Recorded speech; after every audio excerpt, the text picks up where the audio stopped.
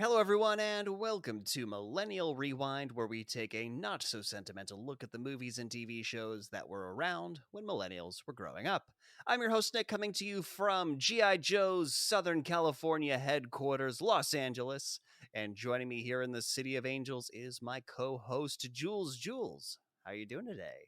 I finally have a good reason for George Lucas to return my phone calls, Nick. Oh boy, what reason is that? We'll get into it. Okay. And joining us from the part of Southern California that made Cobra Commander turn to crime, the Inland Empire, is my other co-host, John. John, what's happening? I'm going to hoist myself up on a hook and make love to a slab of beef.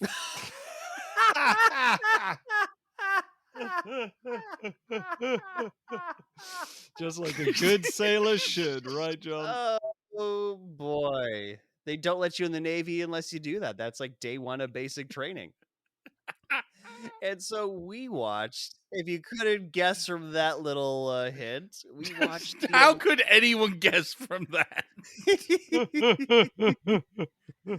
we watched the original 1980s G.I. Joe cartoon just in time for the upcoming movie G.I. Joe Snake Eyes. And John, if you had to tell somebody you watched G.I. Joe without mentioning the title, what would you tell them? I would say that I thought I knew, but I didn't know.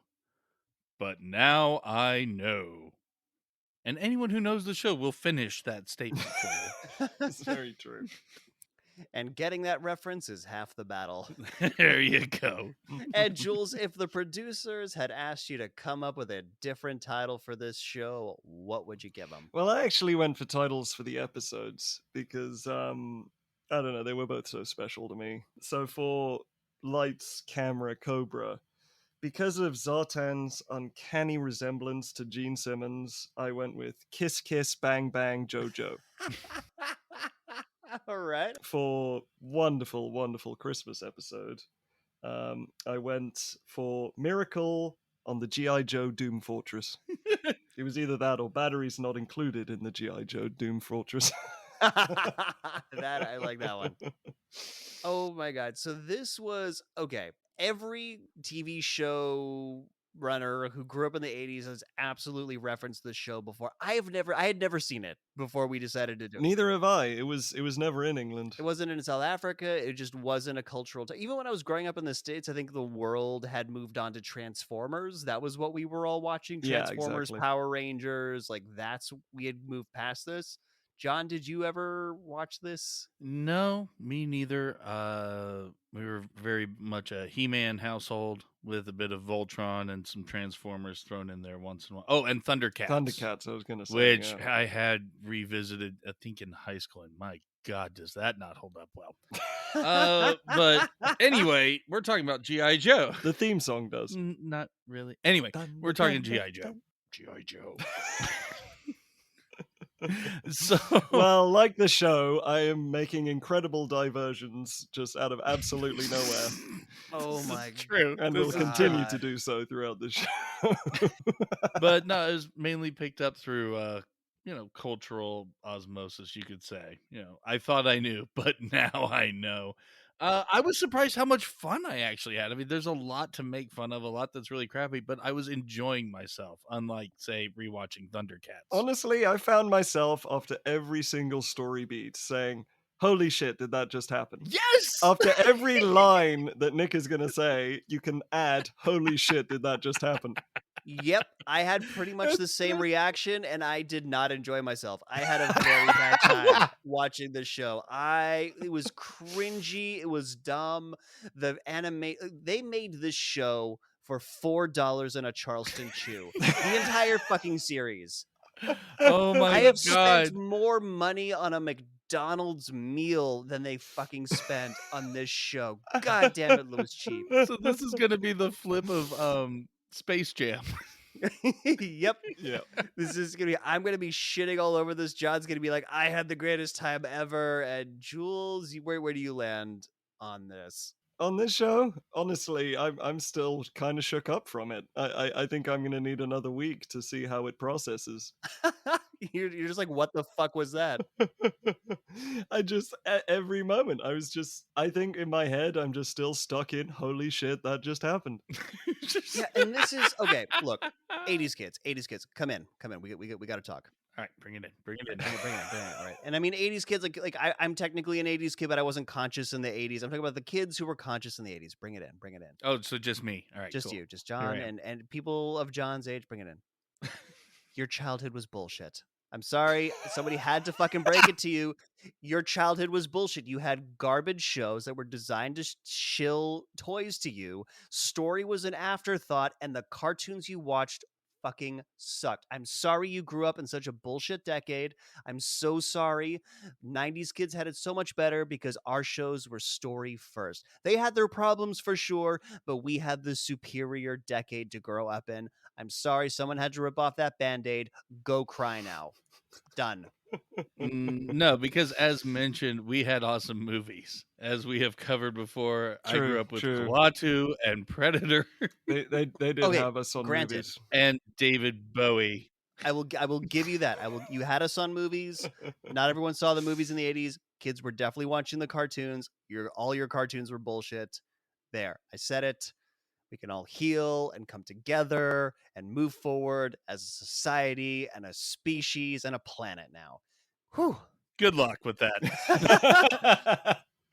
Fight me. Anyone find my email, find me on social media, fight me on this. I will absolutely I don't get into social media fights. I will fight anybody on how bullshit your 80s childhood. Oh, I'm not denying it. Everything he said, I was nodding along to. Okay, good. Wanted to make the case for the movies. Absolutely. Fair point. Yeah, because this was the age of making the toy first and building the multimedia empire after it. They basically, Hasbro had this toy line from the 60s because they were originally they were making dolls for boys, but you couldn't call them dolls, so they called them action figures. Hasbro coined the term action figure, and they wanted to follow a similar business model. It was, sell the doll and then sell the accessories afterwards. You could buy new outfits, you could buy new guns and all this stuff. And then kind of post Vietnam. Yeah, these were 12-inch dolls. They had full clothing and they were military men, not the weird what the fuck village people knockoffs that we're going to be talking about today. Yeah, and they were fully articulated, which was another thing. That was a feature they had over Barbie dolls. You could fully pose them. Apparently the early ones had really weird thumbs. They just completely fucked up the thumbs. They looked really weird, but they fixed that in later ones. And actually, that was the only G.I. Joe action figure doll, whatever the fuck you want to call it, that I ever had. Was one of the real military ones. I had a D-Day edition G.I. Joe in the World War II GI outfit. Had the helmet, had the M1 Garand rifle, and all the leggings and stuff.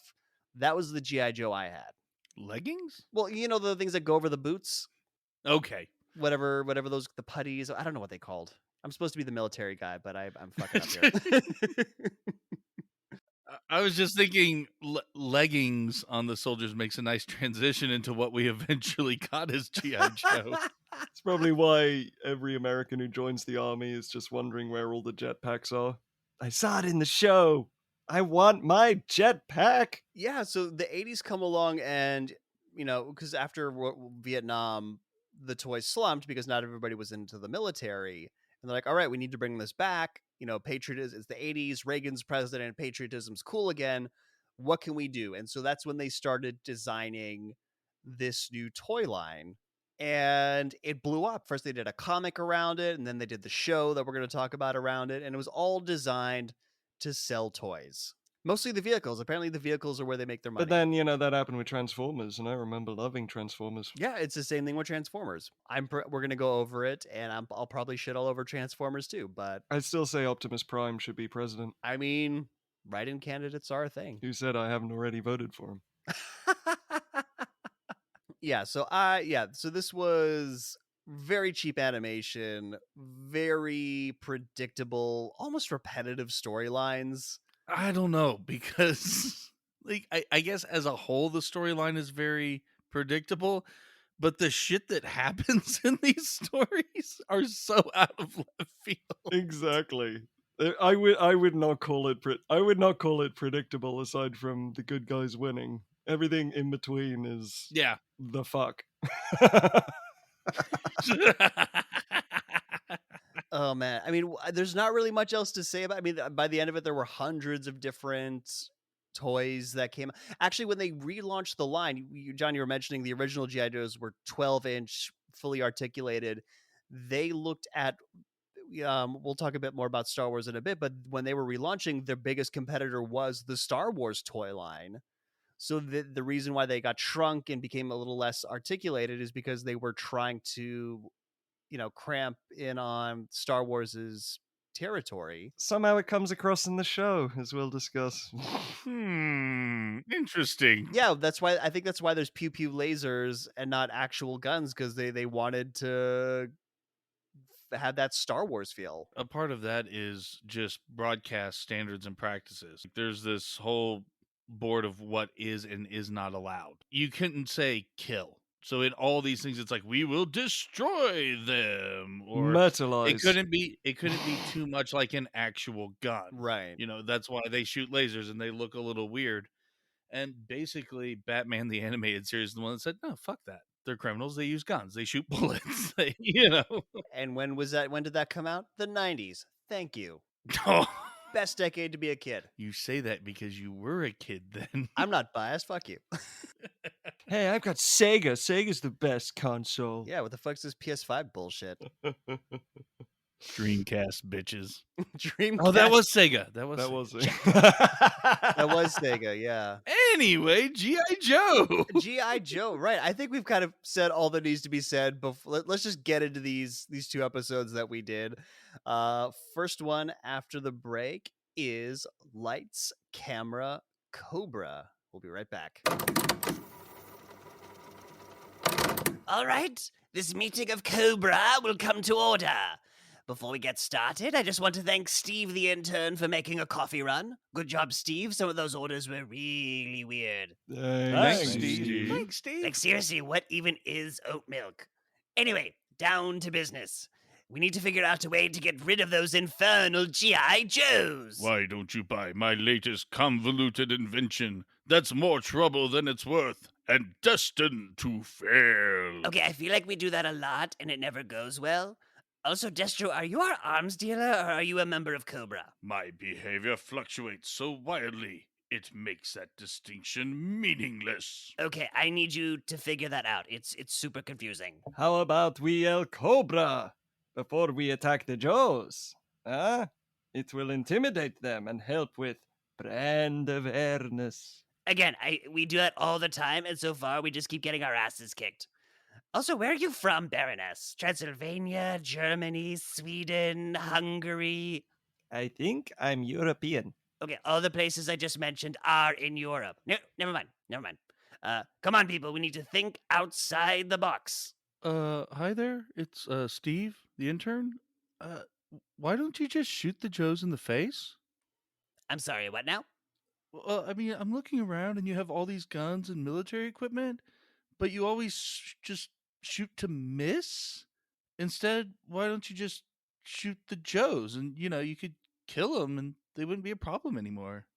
Oh my god, I'm such an idiot. Actually, shoot the Joes. It's brilliant. Oh my god. Steve the intern coming through with the good ideas. I like this one. I'm just really happy to be a part of this. You think maybe I could get promoted to a full-time Cobra? I hereby make you Cobra's executive delivery boy. It took me 3 years to be Cobra executive delivery boy. 'Cause you're a girl. Gender is fluid.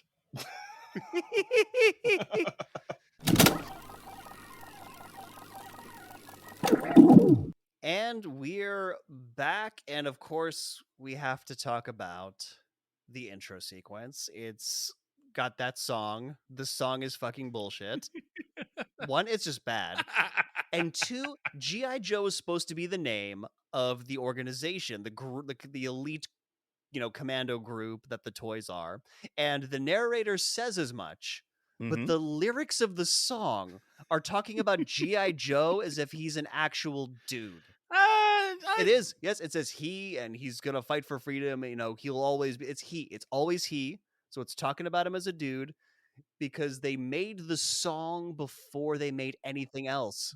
Yeah, you don't really hear, like, when it says the army, you would say they or something. So, yeah, okay. All right. Yeah, because G.I. Joe was like the dude in the original toys. And so Mhm. what actually happened was when they were pitching it to the Hasbro executives, they had come in with the song, and the song had come in before they had any characters or any of this. I think they just said, we're bringing G.I. Joe back. And so they gave it to a songwriter and said, here, write a song about G.I. Joe. And he's like, oh yeah, G.I. Joe, that dude who's the toy. And he wrote it as like a singular dude, probably. And Hmm. that is what. And they didn't bother to rewrite the song because that would have cost 5 more cents. And I think we can clarify that the lyrics of this song is absolutely awful. I mean, they have some of the worst rhymes I've ever heard in my life. He never gives up. He's always there, fighting for freedom over land and air. That's quality. Grown. I'm on Julian's side on this one. That is the office intern with a rhyming dictionary. That's what that is. Or to restate, America, fuck yeah. It pretty much is, yeah. Yeah, they couldn't. It is that for a kid's intro. There is just star spangled stuff all over the place. It's really to get your patriot boner going. In all these shows, there's always a narrator to explain the premise of the show because none of it is serialized essentially.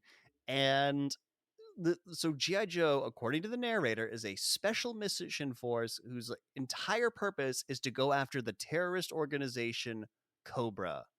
Really? It's to defend human freedom. Okay, Jules hit what I was just about to say. Their task is to defend human freedom. Who else? What else? None of them alien types. No alien types, no animals. No, they don't give a shit about that. Just human freedom. Yeah, if you're a Chihuahua, fuck your freedom, according to G.I. Joe. This opening, there is so much going on in this fucking opening to the show. It starts off with them riding towards you from the sun, like a sunrise or sunset, but the sun is way too big. I think they just nuked a fucking town. I think you're right. And they're getting out of there. Could be. Just expecting Indiana Jones to spin out of there in a refrigerator. Could fucking be. Seriously. And then, I mean, they're just flying around. At one point, they're doing the Death Star trench run.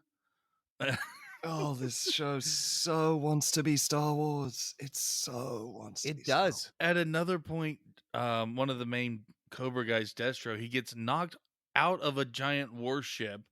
And then these Joes play like hot potato with him. He just gets thrown literally amongst 3 of them until he gets thrown into his own team. Do you think that anyone explained that the only way to make your villain seem threatening is to not have your heroes beat him up in the intro song of every single episode? He literally gets knocked off this thing, falls like 40 feet, and someone catches him and just passes him off to the next person. Because you got to show that the bad guy is always going to lose. I don't know. All I know that there was like a giant impractical Cobra head ship the size of the Grand Canyon that gets blown out of the sky. Okay, I know nobody technically dies in the show, but somebody had to have died. Somebody had to have. There's no ways you could evacuate that thing. Many had to have died when that went down. It's the old there are stormtroopers on the Death Star issue, right? And independent contractors. And independent contractors, yeah. This was just an absolute orgy of, America military oorah shit that my brain except for that exploding giant Cobra head, just refused to remember any of it. So I'm glad that John, you took the reins on looking at all the details. Oh yeah, and there was also an amazing cool guys don't look at explosions moment where all the Joes are getting bombarded by rockets and missiles. But since they landed about 10 feet behind them, we're not even gonna acknowledge the explosions and just keep shooting our lasers. Yeah, and they emerge from a massive fiery inferno without a single burn, which is quite impressive. Mm-hmm. So they got asbestos skin or something. Yeah, so that's what plays at the beginning of every episode, and there's a giant American flag, and at the end, and they're all raising their arms. G.I. Joe. Yo, Joe. We're about to get there. So we start this episode, and supposedly Cobra has taken over a village and about to kill some people, like straight up take them across to the side and shoot them. And you see Cobra Commander, but he looks like Walmart brand Cobra Commander. Like there's something up with him. He doesn't sound right. All of a sudden you hear, "Yo, Joe," and you get Walmart brand G.I. Joe showing up in legitimately Korean War helicopters, not the high-tech stuff that you're used to. Did you guys notice how widely the helicopter pilots were smiling? They were very happy about this. No, I did not. Nick refuses that there's anything close to happiness in regards to these There's no episodes. happiness, and I was just like, I'm gonna watch this. This sucks so, because I usually watch it once through, and then I watch it again to get the details. And I watched it through, and I said, I'm gonna forget as much of this as possible for my own fucking sanity. I'm fairly certain, yeah, just as soon as that intro song ended, Nick was gone. He was out. Even as a patriotic American, I'm just like, nope, not this. Pew pew pew lasers.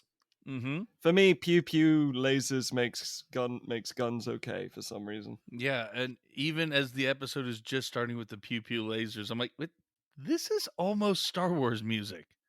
This is almost Star Wars music. Oh, they definitely wanted to be Star It Wars. begins. We've established this. Yes, exactly. Oh my god. We'll get to that moment, and you will hear an incredible reaction. Yes. So we get off-brand Snake Eyes, who's one of like the bajillion characters available at your local toy store for $14.99. I do want to bring up one thing. Did you guys notice the guy who threw a javelin at a truck and blew it up? Oh yeah, I was waiting for a point to talk about it. Yeah. Yeah, I was literally in the middle of bringing that up.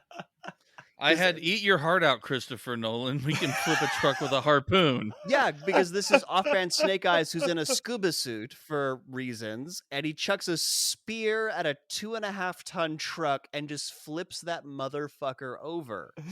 And it explodes. It is. As soon as that happened, I was just like, okay, I'm here. I'm I'm watching this show.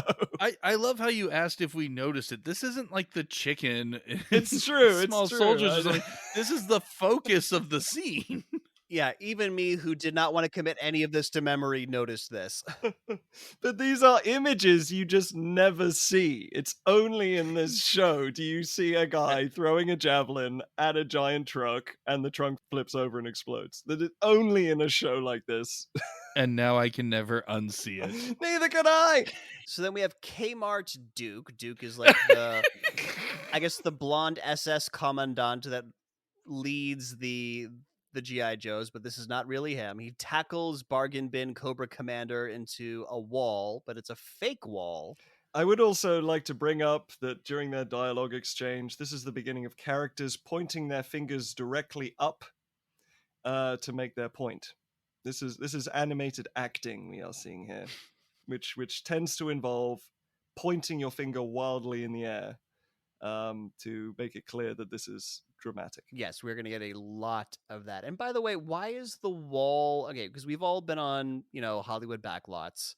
Why is the wall of this building made of paper? Yeah, this is a flimsier set than our high school drama productions. We at least used canvas over frames to paint the buildings on. Yeah, this is usually made of not plexiglass, molded, plastic-ish fiberglass substance. I mean, if you're going to crash and tear through that, like, that's gonna fucking hurt. When it comes to its environments, there is absolutely no subtlety. There are giant switches, there are giant cardboard cutouts. There is no close-up in the show. There is only gigantic background shit. Yeah, and I love when we get to the chase scene at the end, how we're on a movie set or backlot or whatever, and the environments change so incredibly wildly. It's beautiful. Okay, we're jumping the gun. I know. We've got a long ways to get there. So Discount Cobra Commander takes his helmet off, and no shock here, not actually Cobra Commander, but this dude's in his, 60s? Yeah. The guy who's played Cobra Commander, he's bald, white hair, in his 60s, and he's threatening to sue the production because he got tackled too hard. And the guy who's pretending to be is like, oh, come on, man, it just wasn't that bad. He's trying to reason with him.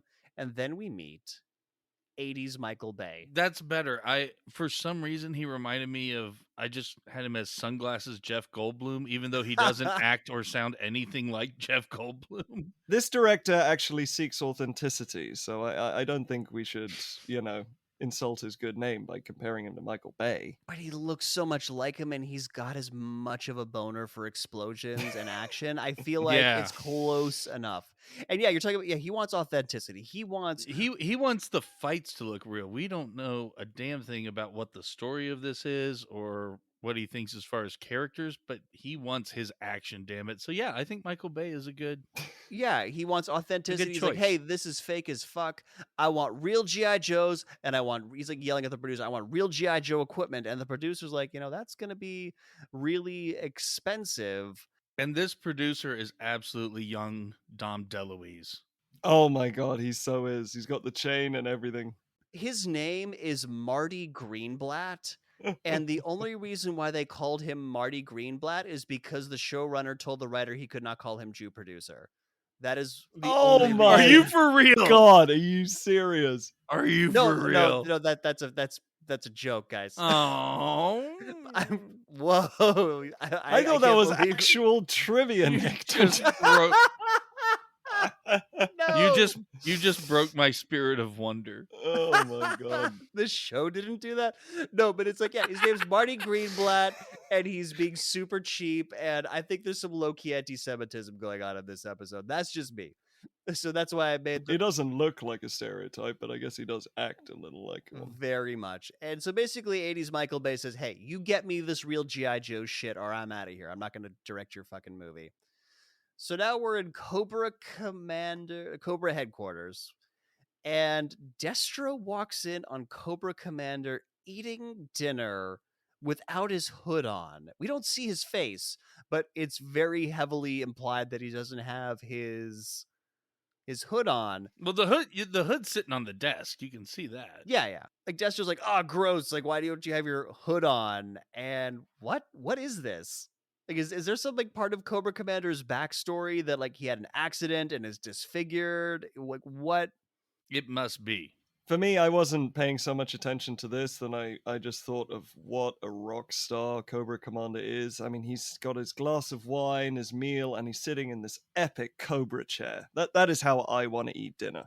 That is dream money. I'm going to eat dinner like that. Well, anyway, apparently Cobra Commander has a gross face that's going to put you off your dinner, and they needed to do a whole beat about that. And so Destro says that one of their top secret vehicles, the Firebat, has been captured and is at the movie studio for reasons. Yeah, I'm not sure how they lost it and Hollywood got a hold of it. And we again get another pointing directly up in the air to make my point. And somehow they have to get it back because there's this program in it where it will fly back on its own on autopilot if you activate it. Yeah, they called it a homing beacon. Yeah, they called it a homing beacon, but what it actually does is autopilot the thing back to them. And their fear is that the Joes are going to find it and use it to track where Cobra's base is.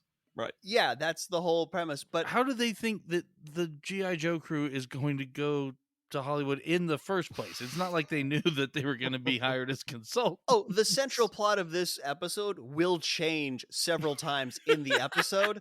They do not commit to a plot in this, a reason for anything, because Destro's like, well, why don't you destroy it? I'll sell you a new one. And Cobra Commander's like, you want more of my money? Well, we're just gonna, sneak in and steal it back, and that'll be way cheaper. Can we please talk about how he tracks the team that he's gonna get? Oh, you mean how he finds Zartan and his Australian Cockney guys? Yes.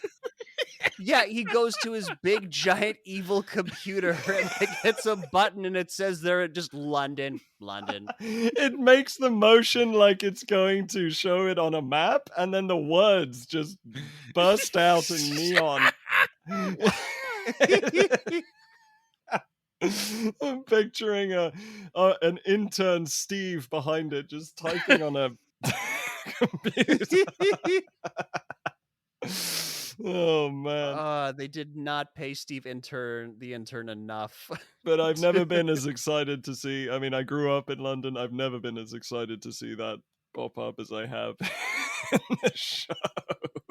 But we don't get any real shots of London because it's Exactly, Zartan. it's so unnecessary. They could have literally been at any bank.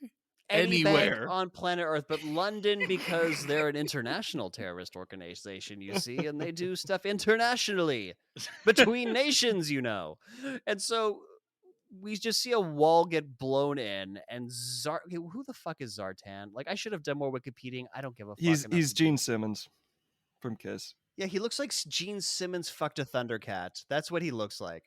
Okay, he's Gene Simmons, but he speaks in reverb. I don't know how. Yeah, one of them had an echo, a really awful artificial echo to their voice that just made no sense. What the fuck is with Zartan's voice? It's not an echo and it's not reverb. I'm fully of the opinion that the sound guy on this show was scamming the producers. Oh, yeah. I think he said, it'd be great for the villain to have an echo in his voice. And he says, no, we're not going to give Cobra Commander the echo in his mask, but that's a good idea, maybe for someone else, and just gave it to Zartan, who has absolutely no reason to echo. Oh, the sound editor on this show was 2 10-year-old boys in a trench coat playing adult. Very much.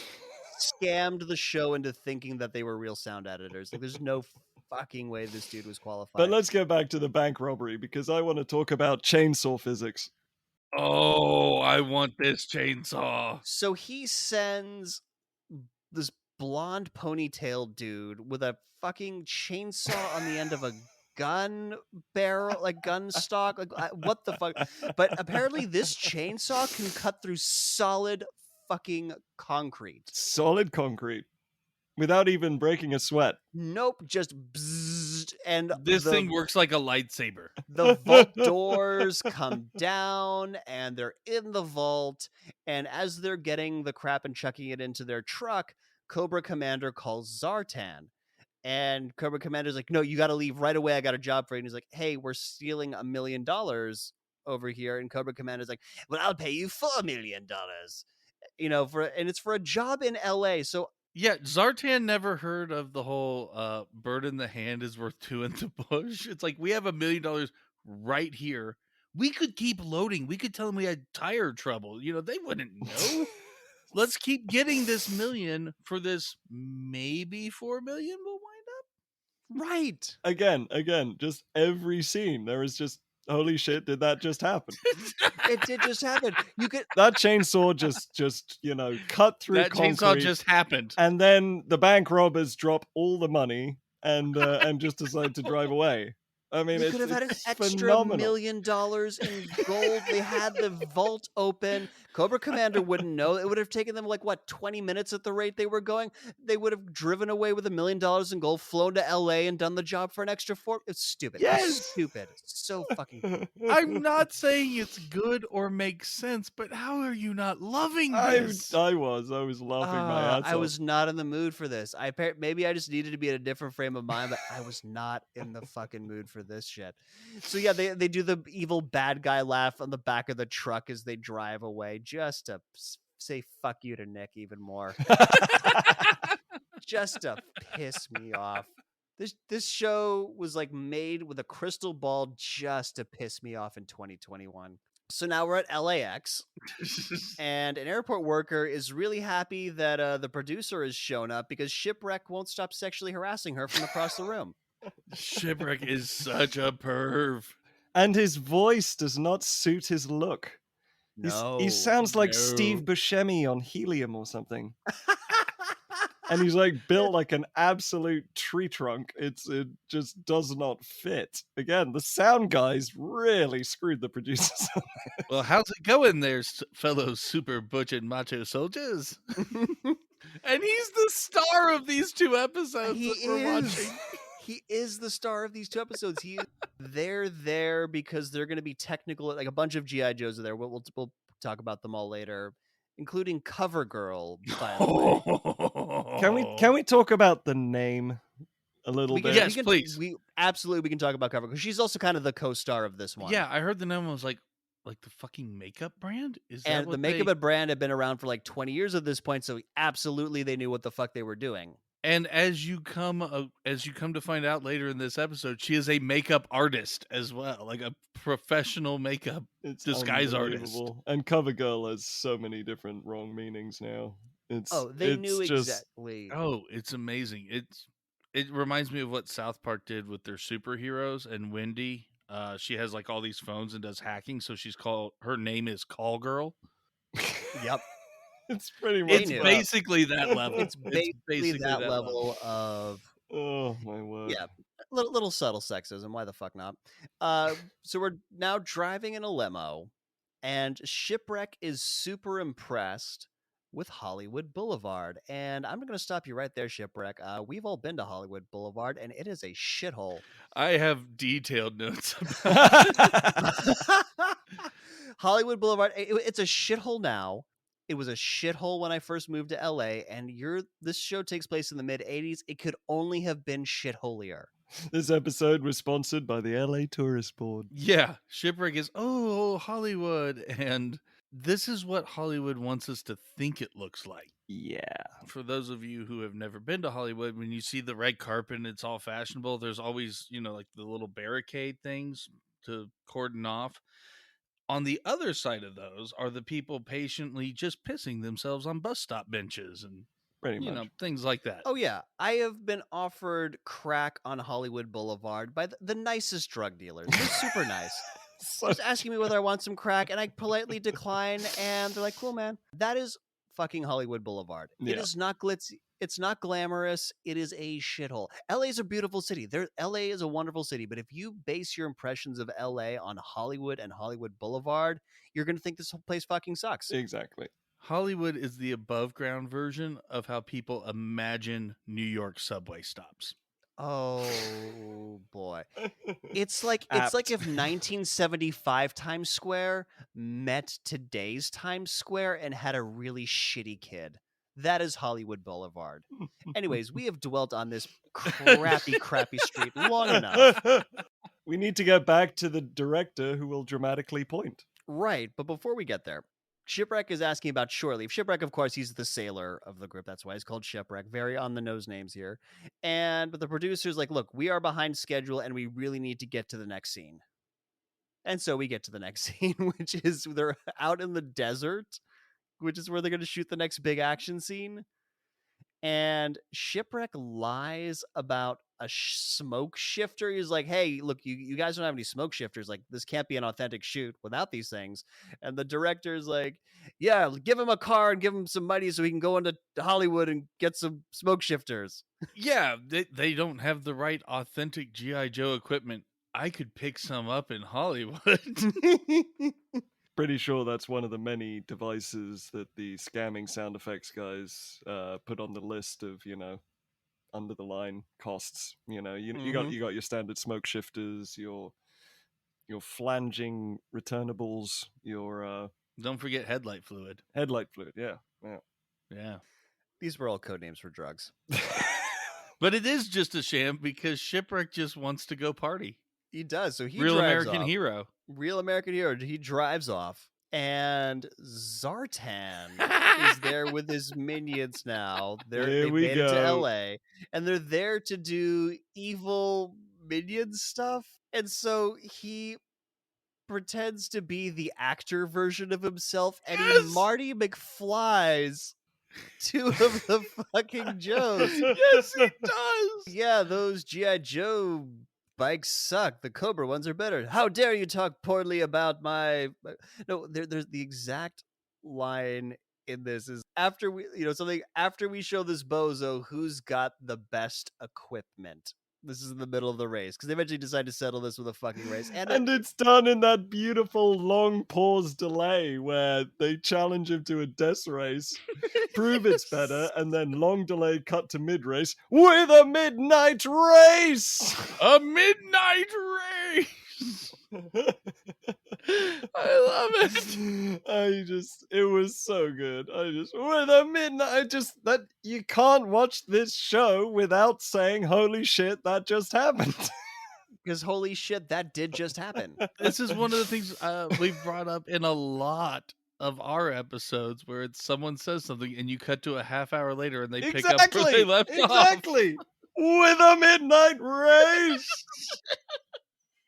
I think that's the next shirt. I think it is. At some point during this show, I'm going to start a sentence, and I won't finish it until a random point later in the podcast. I'm not editing this one, so I don't give a fuck. I will save Christmas with, and I'm just going to leave that right there. A midnight race. That's just going to be how I finish sentences from now on. All right, so these two Joes get ambushed by some of Zartan's. So the Joes, like, they're Dusty and Reconatron. I don't know what the fuck. Two randos that are not the main ones, and they get ambushed. And are these good? Are they Australian? Are they Cockney? Like, where the fuck are these other guys from? They're clearly from a gay biker gang. London. It's all part of the Commonwealth. I love these Cobra Goons because I know the show is for kids, but this is just goddamn hilarious. They're supposed to be, I mean, yeah, they're a terrorist organization, but they're supposed to be pretty well trained. They have to make the point to say to not shoot until they're in range. The guy has to remind his friend not to fire until they're in range. He's been up all night, drinking the headlight fluid, if you know what I mean. It is LA. These guys are not technically Cobra. They are Zartan's, like, they're hirelings. Who gives a fuck? Yeah, but still, it's his mercenary group. They're mercenaries, yeah. So the two Joes go off a cliff, and they realize out loud before they pass out that, oh no, that was actually the real Zartan. And yeah, dude, we're watching the fucking. Oh no, Nick, you missed a bit. When the explosion happened, they died and were incinerated, and there was nothing but their skeletons left. Oh god, of course, yeah, dude. Yep, sorry. I was just. Whiskey is what got me through this shit. Yeah, it was really weird. I did not expect to see the smoldering skeletons of two guys. Yeah, I was told that nobody died in these shows, and when they straight up iced these guys, I was just like, fuck. Look, I'm sorry, Jules. There is plenty of Star Wars in this show. The burning skeletons is not one would of have been them. too much. No. Yeah, I guess. Yeah. That's when they hit the copyright infringement. We are so close to copyright infringement here. So CoverGirl has gone off to look for shipwreck. God, that fucking name. Yeah, CoverGirl is looking for a shipwreck. These are words I am saying on a podcast. These are words. These are actual words my human mouth is saying. And so she kind of stops at a pool hall conveniently just in time to hear Shipwreck having a bar fight. And she goes in to help. And Shipwreck, for like several frames, doesn't have his beard. They just didn't. He's got a beard. They didn't animate it. He was clean shaven for like a second and a half. I didn't even spot that. Well, they ran out of beard budget, apparently. The 3 hay pennies that his fucking beard cost didn't have him. And as they're fighting, this fucking line from CoverGirl, she says, "Figures, Shipwreck, that I'd find you in the sleaziest hole in Hollywood." Yes. You knew what you were doing. So many lines in this show could have been right out of a porno. As you go through the show, you pick up more and more. It's quite remarkable. Yeah, it's not hard to see how the Venture Brothers came up with their character Shore Leave. Seriously, so much of G.I. Joe is the setups to porn that doesn't turn into porn. Exactly. That is what most of the shit is. But yeah, again, this is the behavior of the real American hero. Shirk the responsibilities you've been hired to do to go to a dive bar and start fights. It's what made America great. America. Yeah, get into all the sleazy holes. In them sleazy holes. So while CoverGirl is helping Shipwreck fight, one of Zartan's guys, like Looney Tune, sneaks in. Yes, he does. To go to the payphone in the bar and call the cops. He needed to go into, like, this is the 80s. There's payphones outside, dude. You don't need to be at the scene. It's the most useless scene. I mean, that's where the beard budget went, was that little scenelet right there. And here's the thing, so this guy who looks like a, Hell's Angel gay porn star, his like giant doppelganger comes around the corner and starts beating the shit out of him. It's like the WWE meme with the guys standing behind. Yep, it's exactly like that. Okay, so back on set, they're shooting an action scene. Chainsaw guy who could, cut down fucking vault walls comes in and takes a slice out of the water tower that they have in the middle of the desert. Don't think about it. I love the cartoon physics on this thing. Oh yeah, it just like collapses down over where the director's sitting. It starts with a clean swipe, so he has enough time to walk away, and the tower, responds to his, whim to collapse at just the right time. And so this is a cliffhanger. This is a cliffhanger moment in this episode because we get, G.I. Joe will return after these messages. Oh yeah, Michael Bay and Dom DeLuise are going to be in some big trouble when that comes crashing down. That's a sitcom I want to see. Michael Bay and Dom DeLuise as they learn about the erogenous zones of the 90s. Exactly. Yes, please. Sign me the fuck up for that. Hollywood, hire us. We have so many good ideas. And the water tower just misses Dom DeLuise and Michael Bay. I forget. The dog does something. Oh, the dog double tackle. When it collapses, the dog manages to push one person and through magic, push the other person who's standing like a foot behind him. And yes. Oh no, this was like right before they get shot. He kind of like sixth senses that this is going to turn into an ambush, and he tackles Mutt, who's got one of the worst G.I. Joe names, and a guy that we only later found out his name was Blowtorch. I just had him down as Lucky Charms Iron Man. Yeah, the dog's name is Junkyard, and the dog's handler's name is Mutt. I think those were supposed to be swapped.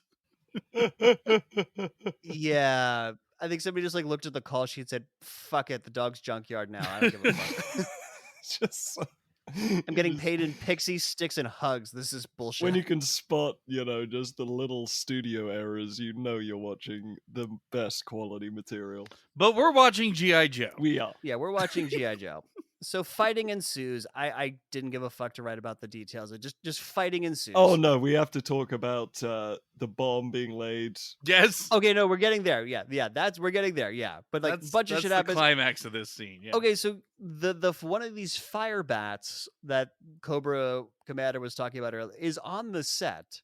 And remember how we had this whole thing about we don't want to destroy the fire bat because it's going to cost a lot of money. We're going to hire these guys to steal it for us. Yeah, apparently that plot line can go fuck itself because now we're going to put a fucking bomb on it. What? This show cannot pick a fucking plot line. So now, not only that, but he's placed the bomb, and it's cool. There's a bit more of a fight, and one of the Joes, Blowtorch, was it? Yeah. Is trying to like pry it off. Because apparently Gorilla Glue is instant in this universe. Whilst the other one has Zartan trapped on the ground. Yeah, but Zartan's like, no, you fools will all be killed. Like if the bomb goes off right next to him. The Joe manages to get it off of the jet, whatever, and throw it. And it travels a total of 1.5 feet before it explodes. How is this any different than if it was stuck to the plane? Except now the explosion does nothing. And even after that, after the explosion has already dissipated, he tackles his buddy who's got Zartan pinned on the ground. Well, what else is there to do than, It's like I got bored and I decided I had to tackle my friend who's got this international terrorist trapped. They're trying to find the dankest hole in Hollywood. Well, anyway, because of all this, Zartan and his goons escape. And Michael Bay is just jizzing in his pants about how awesome the action was. And he expresses this by pointing his hand directly into the air. Yep, as one does.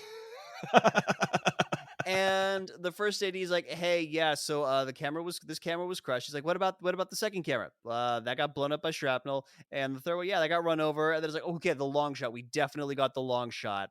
And he like calls up to the cameraman. And he's like, "I'm ready to roll when you are." I'm gonna give that was good. I'm gonna give this one sequence. I'm gonna give the sequence credit. It was pretty fun. It reminded me of Robin Hood Men in Tights when Robin finds out his whole family's dead. My mother, the plague. My brothers in the Crusades. My dog, run over by a carriage. My goldfish, Eaten by the cat. My cat, choked on the goldfish. That movie's definitely going on the list because it's good. That's why it's going on the list. It's amazing. So Shipwreck and Covergirl get bailed out of jail. Jesus. And they need to go find Dusty and Rakondo. Those are the ones who had to go on a midnight fucking race because Zartan called them chicken. And apparently the movie studio has their actual military hardware mixed up with Wild West wagons. They just keep them all in the same area because one of these things is definitely like the other. Makes sense. Yep. They steal some of the vehicles that the movie people were going to use for an aerial shot, so they fuck up the whole filming for that day to take these Cobra flying machines. And as he flies away with Covergirl, Shipwreck yells down, "Tell the starlets I'll be back to sign autographs." And Scarlet calls him out for being a fucking perv, and he's just like, "Aw, you're no fun anymore." Now pay attention to the sound effects for this particular flying device because it's gonna sound very familiar. Very familiar. Soon. We're so close. We're so close. So Cobra Commander. No idea what you're talking about. So Cobra Commander is pissed that Zartan didn't destroy the fire bat, but what you really wanted somebody to steal it. What fucking show are we watching?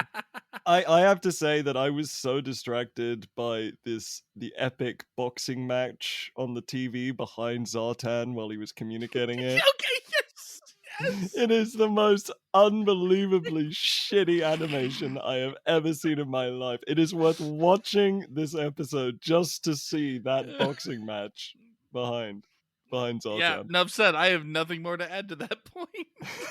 I missed that. I don't care to go back and watch it. And it just reiterates that the show was made for a box of milk duds and an IOU. Like, this is what the fucking budget was on this show. So apparently in all this stuff, one of Zartan's guys got captured. That's the big thing. So now we're out in the desert, and Rakondo and Dusty are hot as fuck. Literally, they're just in the desert, and a coyote comes, and one of them's like, "Coyote, they're only dangerous in packs." And then a whole fucking pack comes, and the other guy's just like, "Well, great, now you just fucking killed us all." This is the power of not being in the frame at the time. Because they're in the wide open desert. If they're looking at one of these coyotes, they're seeing all of them. They're like, "Oh, it's not dangerous if it's not a pack. Don't pan the camera and we'll be safe." It's the same thing from Mortal Kombat. Yeah, the greased up guys that snuck in on them. Not noticed because off camera. No, guys, these are phase coyotes. They've come from the ethereal plane.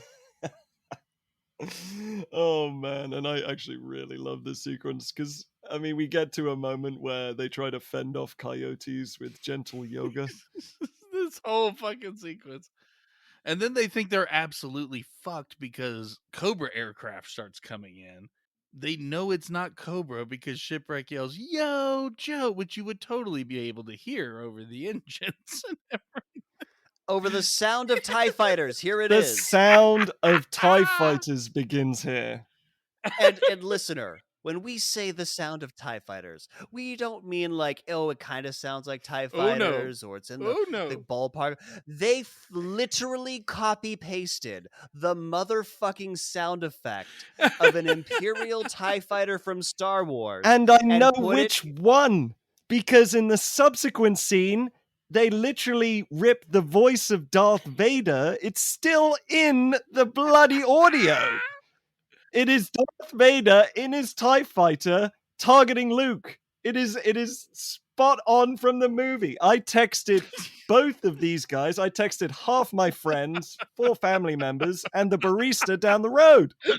I was like, this was fucking bullshit. Absolutely all of this is true. I don't know about the barista, but George Lucas, you have a reason to return my phone calls. Yes, you can get so much money by suing Hasbro. Copy paste. Literally copy paste. It's fucking insane. So, whatever. So, Shipwreck comes in on his TIE fighter and straight up, like, he kicks the coyotes away and one of them grabs his legs. yeah, he needed the shark repellent bat spray at that point. Well, I mean, it would be the coyote repellent bat spray. Yeah. But no, he finds his own way. And there's just suddenly a gorge with a river in it right next to him, and he makes a Roadrunner reference. Yeah, he kicks the coyote that's like grabbed his leg off into this canyon. This coyote's dead, right? Like it does not survive this fall, and we don't see the body afterwards. So, and this is coyote murder. This is coyote murder. We witness coyote murder, and Shipwreck just goes. Nick made a good point. We don't see the body, so it could be out there planning its revenge. There are multiple seasons of G.I. Joe. I want to see that fucking episode, like coyote training montage. It's got like a picture of Shipwreck in its room as it does push-ups. It's like sharpening a fucking knife menacingly. I want to see Cobra rebuilding it into the $1 million coyote. Coyote. But why do that when you could have a $4 million coyote? It's cheaper. Never mind, just blow up the coyote. It looks better at accounts if we spend $2 million instead of $4 million. As we're saying, he kicks the coyote off into this giant gorge with a river and goes, meat. He full on Roadrunners, yeah. About murdering a coyote. Well, what else are you gonna do? And listen, I hate coyotes. Coyotes like prowl our neighborhood. They attack dogs. They're horrible, horrible pests in our region. But this is just full on throwing it from a great height. This is gratuitous, awful way to die. It's more of shaking it off. The gorge just happened to be there. So he flies back to the studio to let everybody know that he's found his buds, and this is where we hear again more TIE fighter noises and Darth Vader breathing. As how the fuck were you not sued? How they were not sued? I have no idea. Were you not sued? It's just theft. There's no way they licensed these sounds. There's no fucking way.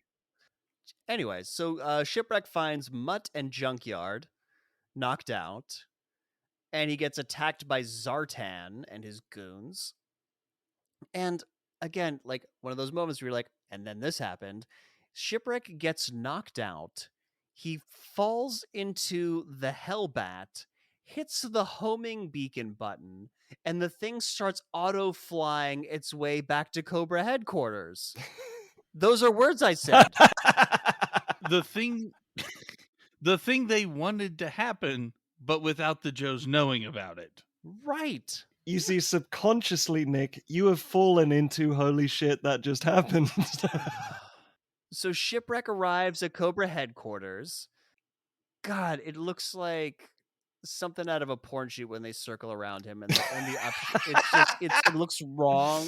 They decided, everyone at Cobra decided, we are not going to tie him up. What we're going to do is we're going to pose over him in a circle. We're going to stand here and wait for him to wake up. Yes. And then we're going to have a reverse, like, crotch shot from Shipwreck's point of view. It's a whole thing. Shipwreck tries to fight them. He fails. I think they knock him out or something. And Cobra Commander's words are... Yes! Take him inside for our amusement. As he's making a big-ass fist, and we already know what Shipwreck's into. And more dramatic pointing, too. I love it. This is absolutely nuts. So the rest of the Joes are at the commissary at the studio, and they're talking about how Zartan must have been wanting to get the fire bat to take it back to Cobra headquarters. Pick a fucking plot, Joe. Does it need to get blown up? Does it need to get back to Jesus? Like, come on, there was a writer's room. Somebody must have noticed this. Ugh. Anyway, so the producer walks in. They noticed the Coke was running low. I have a theory that they had writers, but they would never lasted in the writers' room for more than a day. Like each time they'd exchange writers, and the new writers would come in and do the next 3 pages, and then the other writers would come in and do the next 3. There was an exercise we did in I think it was 7th grade where you would start writing a story. And then pass it along. Yeah, and you had like 3 minutes or something like that, and you would pass along. You'd basically read like the last sentence that someone wrote, and you had to try and continue their story, and it would go all the way around the classroom, and then you'd read just. This is how whole it was thing. written. Yeah, this is Yeah. 100% how that was written. So the producer walks in, Dom DeLuise, and he asks them about how they're gonna fuck up his movie tomorrow. Like basically, like at this point, are you guys gonna burn the studio down? Foreshadowing. And CoverGirl gets a bright idea that they're going to use Hollywood magic to get Shipwreck back. That makes no sense. It'll make less sense when we actually see what her fucking idea is. So now we're back at Cobra Command headquarters, or whatever the fuck they Here call we it. go. And Shipwreck is standing on a beam that's over a vat of molten metal ? I think like that's where my mind went to, but my headcanon transformed into it's actually hot oil, and after he's fallen in for about 15 to 20 minutes, they're gonna have some nice fried shipwreck for dinner. Yeah, Shipwreck tempura. I think that's what's the general vibe. Because they're fucking cannibals. And so Shipwreck asks Cobra Commander, "Do you expect me to talk?" And Cobra Commander says, "No, we expect you to fry." And that's where my idea came from. This was the point where screenwriter number 9, whose turn it was to get at the script, dropped the mic and pieced out of Hollywood.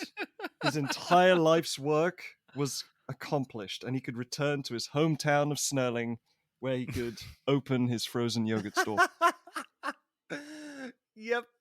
Just Snurling. basically remix the James Bond line and fuck y'all, I'm out of here. Peace!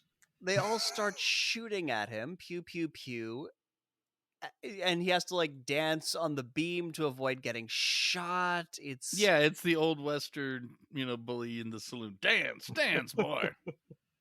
Come on, McFly! And so Cobra Commander gets a call on Cobra's ultra secret frequency, which apparently G.I. Joe has.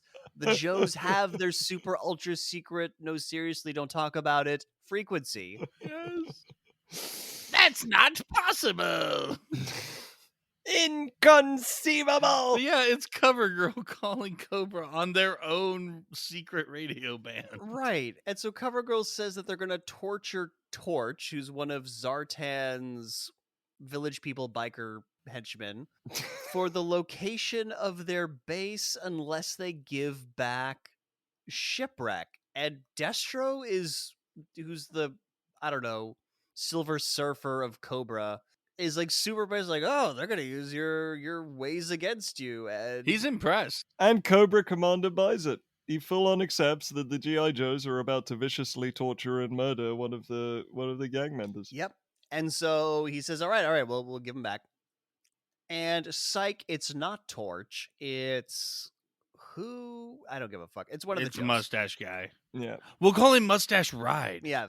I mean, they all had the same body type, so they just had to throw mustaches on some of them. It was So yeah, because CoverGirl is like good at disguises, disguised one of the Joes to look like, and they faked a torture scene because the real Torch is in studio jail. Yeah, he's in jail for some reason. No, because he's the one they captured. Because they weren't going to torture him really, because then they'd look like assholes. And so he was supposed to be in a maximum security prison. The studio guards are talking about this. And they're like, yeah, well, the FBI is going to pick him up tomorrow. Yeah, but instead he's just down at the old who's gal. Right, he's there. Well, no, they needed him to make... No, I know. They needed him out of the way and they needed the template to do the makeup effects and everything. Right. But I'm saying, instead of being in some maximum security facility, he's just down at the old drunk tank. Can we please get to the casual dune buggy escape? Sure, now, because he's in this lightly Only guarded... watching this show can I say these sentences. I'm enjoying every moment. Yeah, because Torch is in this lightly guarded movie prison. His buddies show up on a dune buggy and bust him out. Cobra!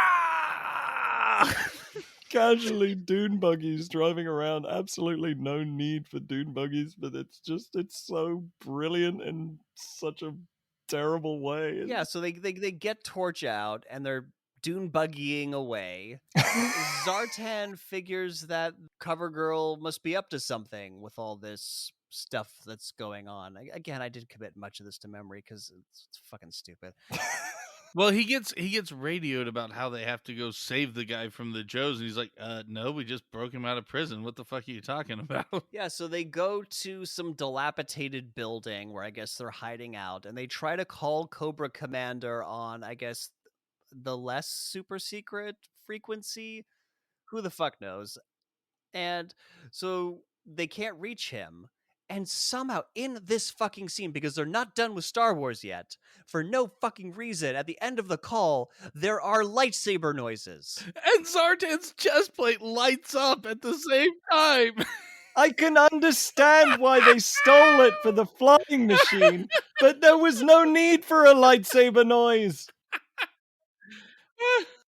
This chest plate, which up until now only seems like a piece of armor or something, suddenly it lights up and there's lightsaber noises. I fucking love this show. It makes no sense.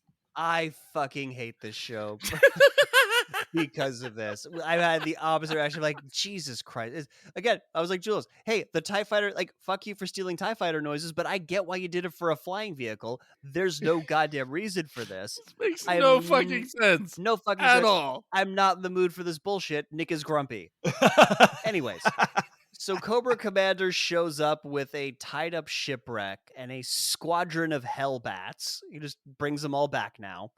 And he lands, won't give CoverGirl shipwreck without Torch being there because they didn't bring a torch, the dude. And yeah, he won't give them shipwreck because he's not a complete fucking idiot. I mean, he's a big idiot in general in this show, but he's not a complete fucking idiot. I would like to take a moment to appreciate how good at Cobra Commander is at parking one of those flying spaceships. He's perfectly within the lines. It's really impressive. Yeah, it's really tough. The instructors for that are really tough.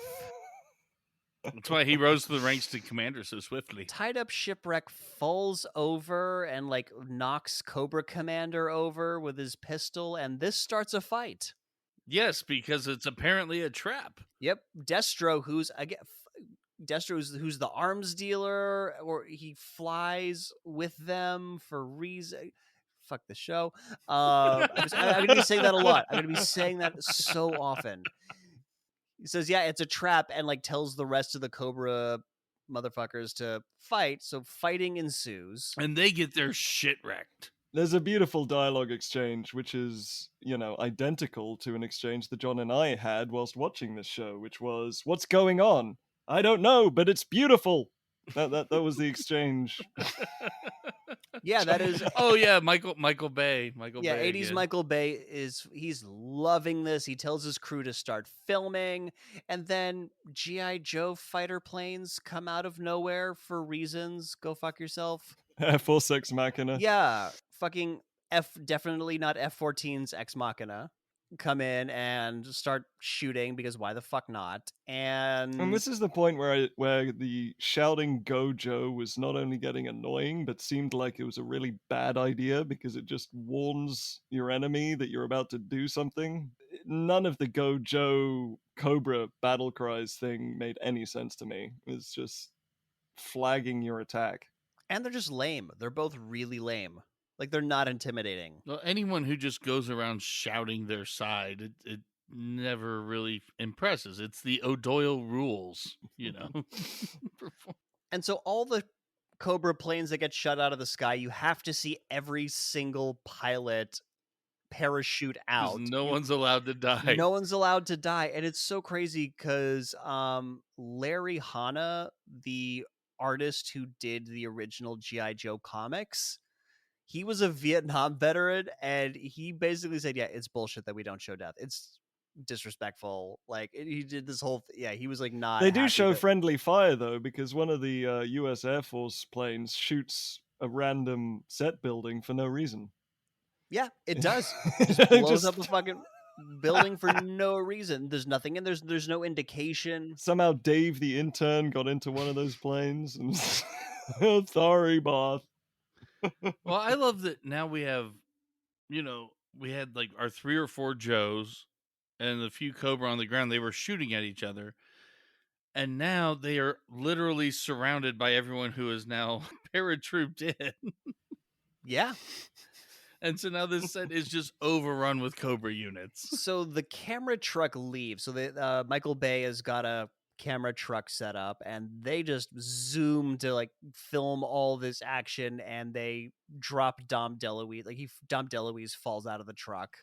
It's funny because he's fat. It is funny because he's fat. And so yeah, this G.I. Joe fighter you're talking about, he blows up a Western set for no fucking reason. Except Cobra Commander's in there. Cobra Commander is somehow teleported to this Western set and is shooting out of a saloon building. Yeah, trading shots with Cover Girl. Did you notice that he actually shot Cover Girl in the stomach? No, I didn't notice. And she died right there, apparently. But no, she gets up. It was all a dream. So and Shipwreck appears with a covered wagon that's on fire and shoves it into the saloon. Yeah, he tries to straight up ice fucking Cobra Commander with this flaming thing. And it's far too casual that he can full on push a fiery wagon. Again, flagging his attack by shouting "Go Joe" again. Cover Girl's not upset that he's committing murder, but now he'll be able to sneak out the back. Yeah, and no other time beforehand could he possibly sneak out the back. And another line that would have been said by any pornographic movie director: now they'll slip out the back. And the back of this saloon is the Acropolis where the Parthenon is. Yeah. Like, they're suddenly in fucking Athens because it's a movie backlot. I love this. So Destro saves Cobra Commander. I knew that line would get you, Jules. It did.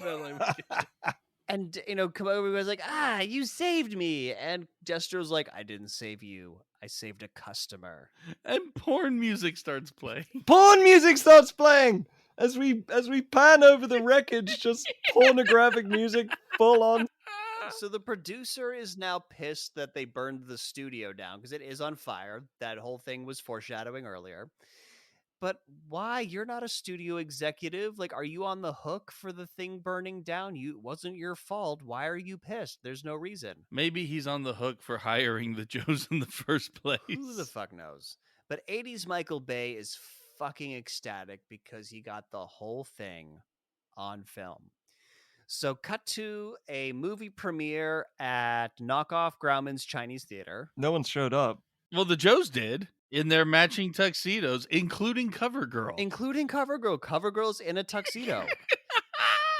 All in matching tuxedos, and because a dress would have been too expensive to. It's It's because of equality. Come on. Yeah, of course. Yeah, of course. Also, guys, not to be racist, okay? I'm not racist, but this never ends well. I was about to say, wait, what's racist here? It's just everybody's white. Yeah, all these white guys outside of their costumes look exactly the fucking same.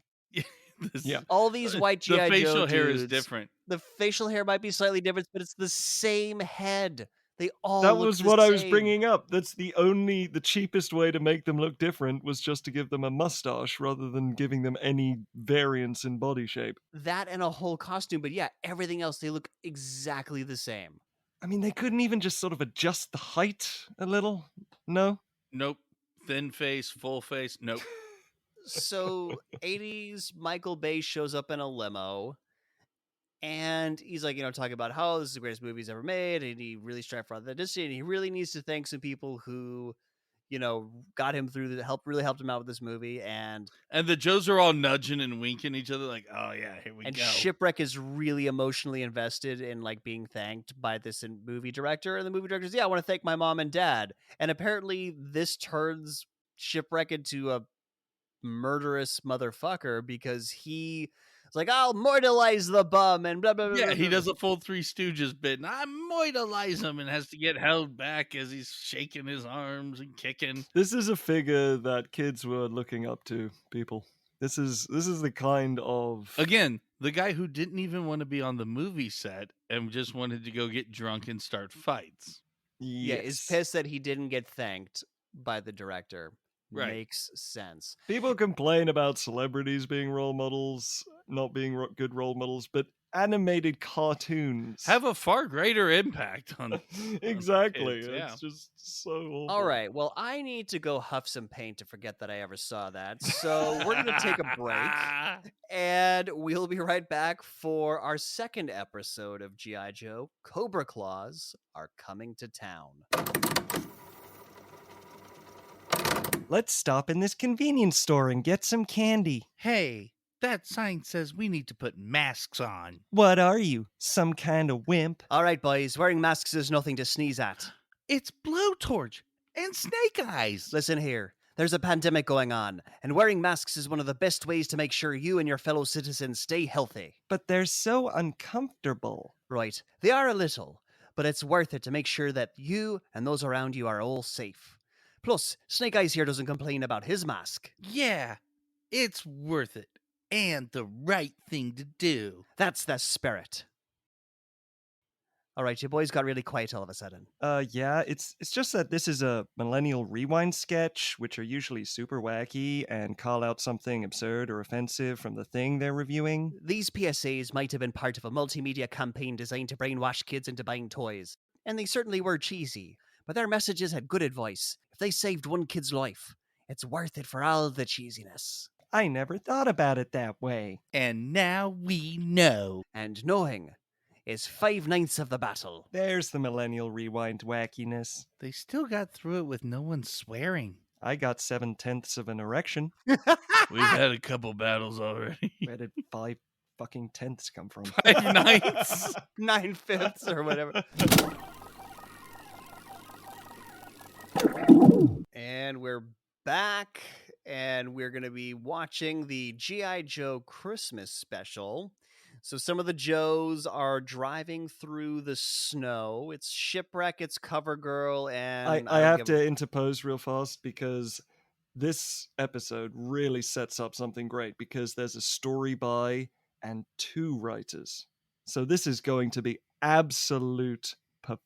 They had some extra Charleston chews in the fucking break room to pay for them. The second writer was brought in just for Polly, aka the Scrappy Doo of this show. Yes, the Scrappy Doo of this show. Yeah, so Shipwreck sometimes in this show has a green parrot called Polly. And Shipwreck's a fucking asshole to this parrot. First line is to threaten to kill it. Yeah. Yeah, because this parrot is like in the spirit of Christmas. Look, he's got an annoying voice. I will give him that. But this parrot is in the spirit of Christmas. He is joyfully singing jingle bells. Jingle bells, jingle bells, jingle bells. Literally like that. John, you nailed Polly's voice. And yeah, basically Shipwreck responds to this by threatening to kill him, to turn him into a feather duster. Clamps his beak shut. I've seen multiple episodes of this with Shipwreck, and yeah, Shipwreck is just at all times a dick to Polly because... Well, speaking of being a dick to Polly, Polly is forced to ride on his shoulder in an open Jeep in a snowstorm. Yeah, Polly should be dead at this point. Polly want a sweater? Bark, Polly want human decency. Bark. They're a flu. Anyway, so these Joes are bringing some toys for the kids at the children's hospital. It's the biggest haul they've ever had. Cobra attacks them in definitely not an A10 Warthog. It's a Predator, available at your local toy store for Can we talk about this character's name? Oh, you mean Wild Weasel? the Cobra pilot of this thing, whose name is Wild Weasel. Yes, we can talk about this, Jules. We could talk about this at great fucking length. Best penis nickname ever.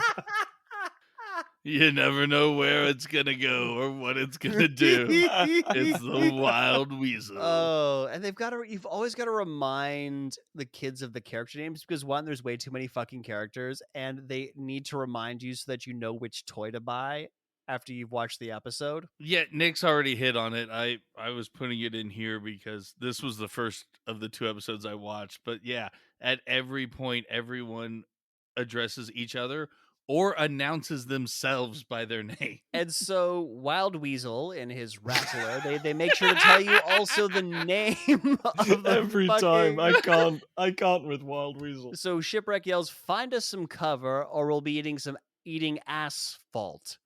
They knew what they were doing. And so they force the Joes into a trench to avoid getting shot by this Rattler. Well, he also points and says, "Head for that pile of rocks," when it's clearly a mountain pass. And it's not like they're going into a tunnel or anything. It's still open to the air. How did they lose? What? Well, we learn that this is a ruse. Yes, but still, point being, it's the fact that they think they're going to be able to escape by just driving on a narrower road. Yeah, I mean, it's like a slight trench thing. Who knows? Anyways, so this is a very convenient place for this character's name is Firefly to sneak in and put something into the toy wagon that they're dragging behind their Jeep. Well, one of the laser blasts makes a crater they almost drove into. So they stopped there Right. because Makes now they're sense. safe because they stopped right next to where the enemy shot. But that door is ludicrously convenient. I mean, Ludicrously it's just convenient. It's a Star Wars, Star Trek, like automatic metal door into a secret mountain base. Like, And added to that, none of them check the rear view mirrors or look back at the plane that's been shooting at them, because the dude just full on walks up without a monicum of stealth. Not a care. He may as well have just been whistling. Oh, nothing going on back here. definitely not putting anything into your toy wagon. What this made me think was, oh shit, Cobra's got like a tunnel network and and all this places to ready to ambush the Joes. But as we'll learn in this episode, this was their one shot. For this plan to work, they only had one chance to do this. So this guy had to be at the right door, or maybe there's only one door and it was easy to funnel him that way. I don't know. Who the fuck knows? But this works. And so the Rattler flies away with Wild Weasel in it. And Shipwreck's like, what the fuck? Why is he flying away? He could have blown us out. And CoverGirl just says, let's not look a gift horse in the mouth. And as they drive away to G.I. Joe headquarters, there's an evil rocking horse in their toy Yes, because wagon. apparently you need to look it in the eyes because they flash. In addition to that contradicts the statement of "we made it" that they said 2 minutes. They did not know what the situation was between, was it a point of safety or are they still in danger? I didn't even get to enjoy the gift horse pun because of that. So they make it back to G.I. Joe headquarters, and in big bright lights on the outside, it says Merry Christmas. And do you know why, guys? Because this show isn't made by a bunch of godless communists. That's why. Can I please talk about their Doom Fortress? Yes. These G.I. Joes have a Doom Fortress that would make Megatron blush. It is this gigantic, high-tech, giant guns, lasers everywhere fortress. You can put Merry Christmas and lights on it all you want, but it's a Doom Fortress. Yep. It is a Doom Fortress. It's big, it's concrete, it's blocky, it's covered in snow because it's, that time of year. And so they unload their toys in a big-ass toy warehouse that they've got going on. Yes. Because the way they were talking, I thought they were taking those toys straight to the children's hospital. No, they've got a whole fucking depot. Yeah, they got a horde. When is this getting put on like the cargo plane to get, I don't know, airdropped on an orphanage or something? Who the fuck knows? But so they unload the toys, and Blowtorch, who speaks in an Irish accent for reasons, even though canonically he's from St. Petersburg, Florida. No shit. At least that's what Wikipedia says. But I yeah, say, are you fucking with me, like with Jew no, producer? I'm not actually fucking with you. According to Wikipedia, he's supposed to be from like St. Petersburg, Florida, but Michael Bell, who also plays Duke, decided to go with an Irish accent for him, which is why I have him as Lucky Charms Iron Man, because he wears like, St. Petersburg, St. Patrick, it's all the same. that's right. Right here in the bayous of northern Florida. This is our native accent. I mean, at least it would have kind of made sense if you went Russian with St. Petersburg. So CoverGirl is walking with Duke, and CoverGirl is really worried that Cobra might attack them during Christmas because they're really short-staffed, because so many Joes went on holiday leave. And Duke assures her that nobody is going to be able to get in because of their automated defense grid. And why is the switch that activates the automated defense grid outside in the snow really conspicuous? With a giant label on it. Because whenever you have to make a dramatic run to safety and you're being chased, it has to be as close to the wall, to the outer wall as possible, so you can like slap it as you dive through, and then the lasers come down and you're This safe. will not be the only oversized switch in this episode. Yeah, conveniently placed in a place where it probably shouldn't. So cut to dinner.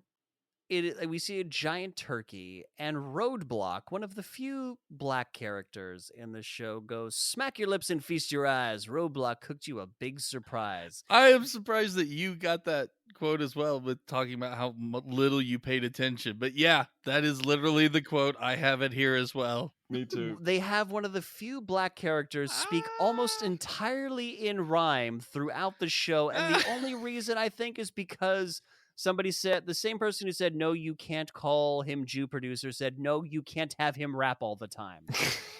There was just one person who said, "No, you can't do that." So brings out a big turkey dinner.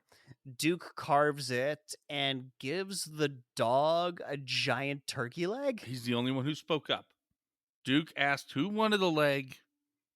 Junkyard spoke up. What a slap in the face to the chef. First leg goes to the dog, really?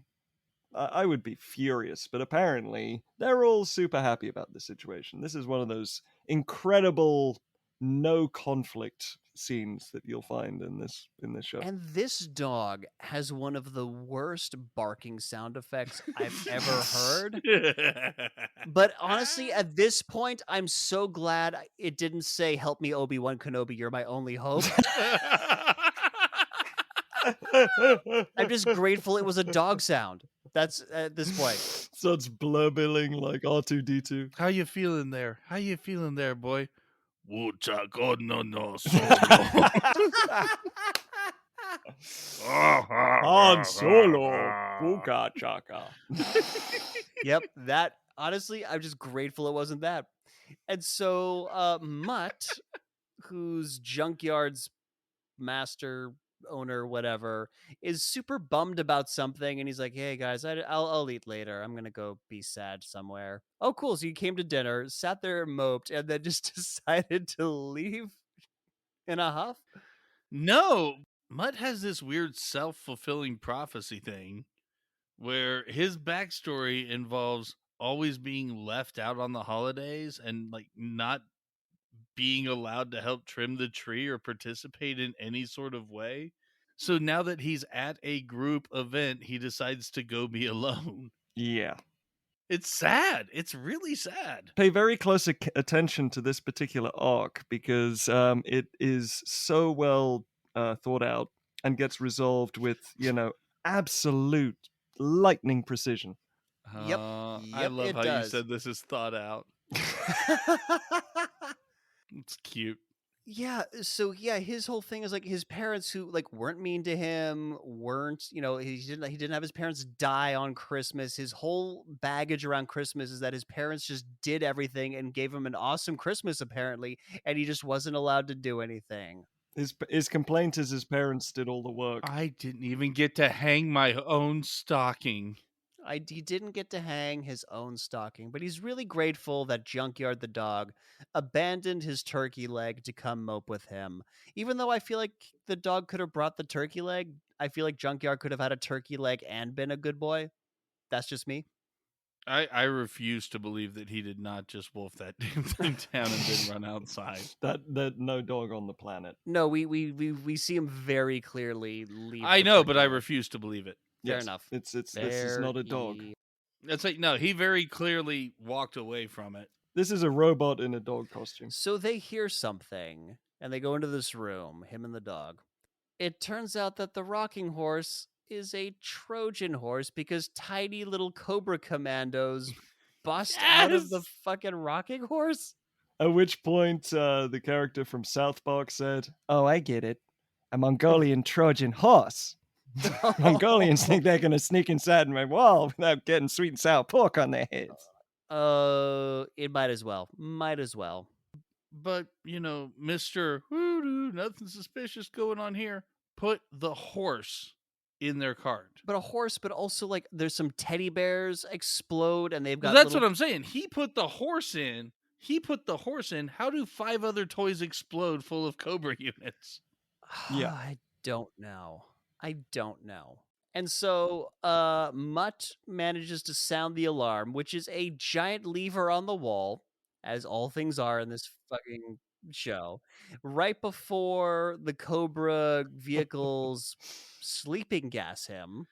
Yeah, they hit him with this green gas, and as we all know, anesthetics are instant. So Major Blood, I originally had him down as Porn Stash Pirate Cobra, tells Baroness to destroy the defense grid. And they destroy the defense grid to not let in an overwhelming army of Cobra troops. No.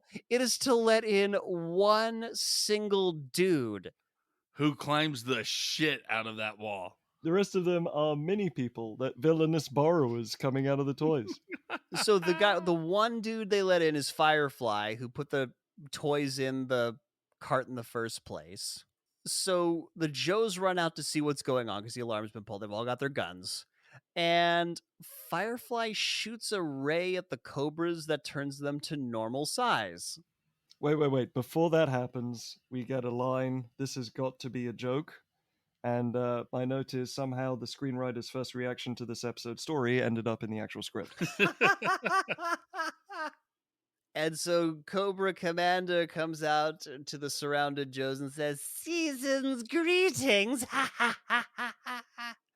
And so the Joes are surrounded, and instead of surrendering because they would obviously all be killed, CoverGirl just Joes it and starts fucking shooting from an exposed position. They all immediately get shot and killed, and Cobra wins the day, which I didn't think they did in these shows. Very, very tragic end to the show, yeah. And at Christmas, Yeah. I mean, you know. Christmas, like killed by their own hubris. that was a brave choice.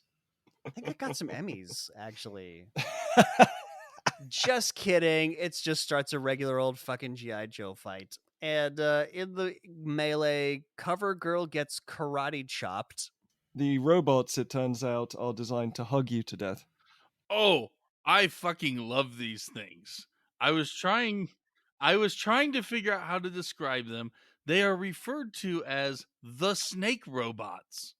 Deploy the snake robots. There is nothing serpentine about these. The best thing I could come up with was it's sort of like the full astronaut suit from when they're doing spacewalks, except the helmet is 3 times the size and looks more like the stormtroopers on Endor. You know, the ones that ride the hover bike things. What are those creatures from Battlestar Galactica with the Cylons? Yeah, these look like Cylons that couldn't stop eating. These are just some fat ass Cylons. Or Daleks, they got really ripped and got 2 extra poles as arms. It's like you took a drawing of a stereotypical tombstone and then added lines so that it had legs and arms. Yeah. Like, anyways, terrible battle bots. The snake robots. They're snake robots. My refrigerator is more snake-like than these fucking things. So one of them grabs Duke, and Duke is like, "I didn't know you cared," because it's kind of like Right. hugging him, and he just shoots it in the face. And then the subsequent light explosion from this robot, the light amounts of shrapnel hit a bunch of other robots and destroy them somehow. Who the fuck knows? That's some solid Destro manufacturing right there. And so Baroness shoots some knockout gas at the Joes and knocks them out, including Polly the Parrot. Polly the Parrot came out to throw down and got knocked out with the rest of I'm them. sorry, we did miss a bunch of things here. Well, for starters, when Firefly, after he's shot and one of the GI Joes shoots at him, he grabs hold of the ledge and the gun drops and lands quite casually on the ground, but then decides to split apart into its component parts. That is an important part. Yeah, all the tape just wouldn't hold any longer, and so the paper towel tube barrel fell off the front. And you have to admire lines like "that cooked his cupcake," if you know what I mean. Do you? I don't know Do what that you? means. I don't care. I don't care about Yeah, what I that meant, means. do you have to respect it? Yeah, and now Baroness is gassing everyone, and all I could think of for the music was it's high tension at the carnival games. It's almost circus music going But for on. some reason, use the gas outside in the midst of a snowy day where it's clearly cold and windy. Apparently, that's better than an explosion Yeah, but if it just, as long as the wind wafts it into the Joe's general direction, they're instantly incapacitated. in a highly ventilated area. Because that's how it works. It's green. And that great suggestion that gets shouted out, "Don't breathe," has to be the most useless suggestion anyone has ever shouted. Slow your heart rate. Stop digesting, everyone. I have already, yeah, I just skipped over all of this because I stopped giving a shit at this point. So, anyways, for the fourth time now, the Joes are now captured. We are moving the fuck on. Did you notice how the eye patch dude sounded like he was on helium? Yes, he sounds like Cobra Commander on helium trying to do an Australian accent. I love how Nick keeps trying to move on and Julian just, oh, did you notice this? Did you No, I notice didn't, that? Jules. The I've answer got is so no, much more. and I've stop got so noticing much things. more I here. need this to be over. I need this in my soul of souls to be over so I can cleanse myself in the healing waters of scotch. I need to move on. So the Cobras are blabbing about their plan to attack Keystone City with the Joe's equipment. And Cover goes like, "Oh yeah, because the government will think we did it." And then they show them a video with Duke telling the city that they're now under martial law and how they're not patriotic anymore and blah blah blah blah. But psych, it's not actually Duke. It's Zentar pretending to be Duke. But they think that it's going to be the real Duke, and that'll confirm that the Joes did it. This is the plan. This is the plan, people. I still don't get how the plan doesn't actually work. Because what we see at the end is Joe's equipment attacking a city and Cobra comes and stops them. We, the audience, know what's going on, but no one else does. It's very true. I didn't consider that because fuck him. Anyway, so now the Joes are in a meat locker. And this gets to where what you were talking about. So it's a meat locker. Their wrists are all tied and they're all hooked onto these, meat hooks. And Shipwreck says, me and that side of beef could have a meaningful relationship. There's a hanging side of beef right next to him, and holy shit, what the fuck did I just watch? Yeah, the Cobras have locked them into the freezer, and I forget, God, I didn't actually write it down, but I wrote pun game that tells them to chill, or they're keeping them on ice or something like that. Yeah. And the reaction is, I just decided I hate puns, which is our listeners' reaction after our Small Soldiers episode. Yeah, I was so surprised that Nick didn't pick up on that with his love of puns. Because it involved a character whose name I didn't fucking want to learn about, so I'm just like, that line doesn't exist in my fucking world. Okay, but anyway, getting back to the most amazing thing I've ever fucking seen on this show. So Shipwreck proceeds to fuck the side of beef. Again, the line is literally me and that side of beef could have a meaningful relationship. CoverGirl gives him some shit, and he replies, "Come on, CoverGirl, you got no imagination. Just watch." Starts to do a bit of a pull up and swings and wraps his leg around this fucking cow carcass and proceeds to side hump the shit out of it. And then Polly, even fucking Polly, starts going seasick, seasick. Yeah, because Polly's been perched on his shoulder the whole time. I want every listener to just acknowledge that because we watched this show, we got Nick to say Shipwreck proceeds to fuck. I picked this episode. This is why I was randomly watching episodes, and this scene came up as holy shit. We have to talk about Cobra Claws are coming to town. I'm gonna turn that into a soundbite somehow. Is just that one line from Nick. So Shipwreck proceeds to fuck the side of beef? Fuck the side of beef? Fuck the side of beef? So, whatever. So what he's actually doing is he's getting his legs around the beef to use it as leverage to lift his upper body up off of the meat hook. So he is now free. So the instant he does this, Baroness is coming in with Cobra Commander and a bunch of goons, and Baroness is calling out how bullshit the next scene is going to be. This is where the screenwriters went back and said, "Oh shit, we forgot something." Forgot to have a plot. They pulled the most awesome villain move ever and be like, "Oh yeah, by the way, here's a present for you. The key to your handcuff that I'm going to leave inside this room," and then walk away and close the door. They got a message from the animator saying, "How do they get a key to get out of the room?" And they were, "Oh shit!" And they wrote this scene to fix it. Right. And Baroness is like, hey, it's really childish, Cobra Commander, to go in and gloat about things. And Cobra Commander's like, no, I'm going in to bid them a fond farewell. And that's when he goes in and gives them the key, like, I'm going to give you a present, Jizz, you know? Here's the key. Here's a nice back rub and a cup of cocoa, but with only 2 marshmallows and a nice fiendishly snuggly chair, just in case you get too chilly, but it's going to be out of reach. But this is so dumb, even if Shipwreck wasn't already out of this, because inside are Polly and Junkyard, 2 trained animals who could easily just go snag it anyway. There was no reason story-wise to have Shipwreck fuck this side of beef. Polly could have just grabbed. They did that just to do it. We know that Shipwreck has Tendencies, no, that's not proclivities. The word. No, that's not the impulse control issues. That too. And so, like, while Cobra Commander's waving this key, he is doing his damnedest to not just run over there and take. He's got this look. He's like, holy fuck, there it is. I can't tell if he's afraid or surprised they're this stupid or just needs to shit. I can't tell what the expression is, but there's this panicked close up. They're on a running timer for some goddamn reason. And he just has to get that key in the next 3 seconds. Who the fuck knows?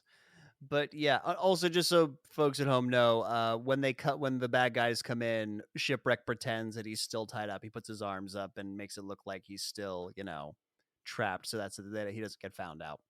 So cut to Destro fixing the shrink ray, unshrink ray that they were using earlier. This is the Enlargo Reduso gun. It is the best name for anything ever. Oh, I have it written like 12 times in my notes. There's no way I do not know the name of this thing. So the Joes burst in with guns, and they, surround Destro because Destro's been left behind while the Cobras go do their thing. And Destro starts blasting away with the shrink ray.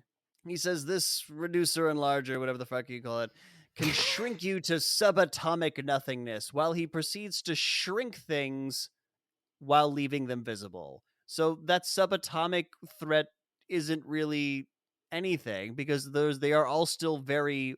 I think it has to do with the setting, as we will see shortly. So, anyways, so Shipwreck is trying to find cover, but everything he takes cover behind, Destro keeps shrinking, and Polly attacks Destro, and in the process gets shrunk. At which point, I thought, if this episode does what I think it's going to, all will be forgiven. Oh, you mean doing a fantastic voyage with Polly? I was about to say, I'm pretty sure that didn't happen. So what was your idea? It actually does happen. Oh, fuck. Never mind. Okay. All right, then. So CoverGirl yells out, instead of like jump on him or whatever, she yells, smother him, smother him.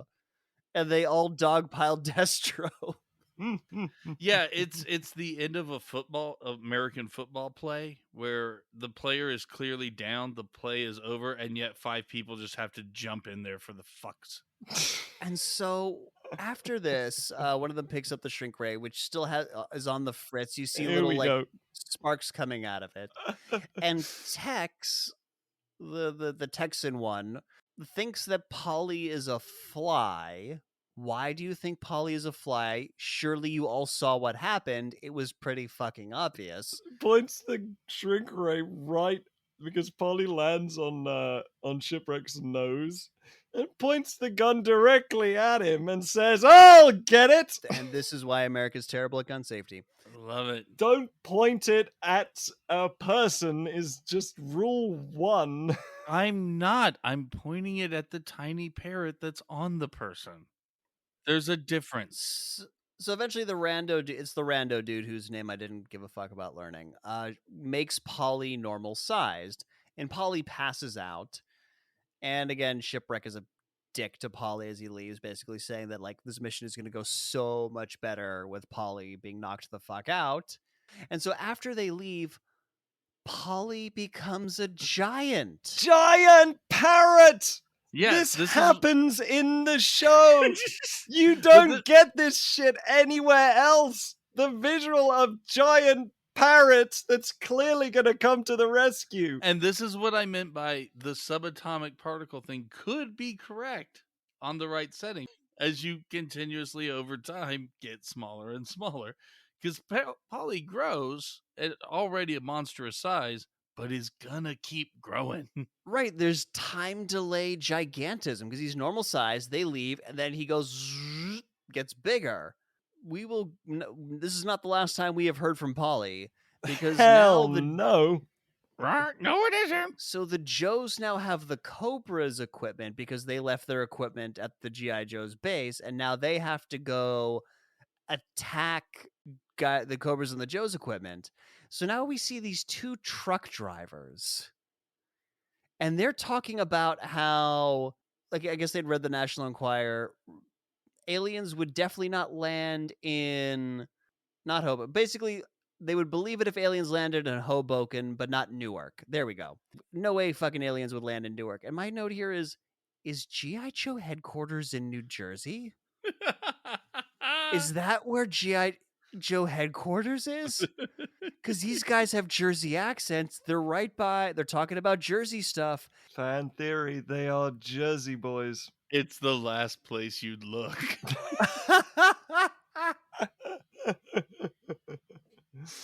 It's a Jersey thing. Yeah, G.I. Joe. It's a Jersey thing. And so they get run off by Cobra in the Joe equipment. And they're like, hey, I thought they were supposed to be the good guys. Oh, basically that accent. So the Cobras attack the city, and they have the moment like, hey, Dad, I thought the Joes were supposed to be good guys. I did too, son. So did I, son. Ugh. All I got is Cobras attack city, Joes attack the Cobras. I don't give a fuck about what actually happened. That's just the note I have. Are we back to Polly? Because now we're back to Polly. All right. This is the important thing. This is what makes Christmas for me. It's not, family. It's not presents.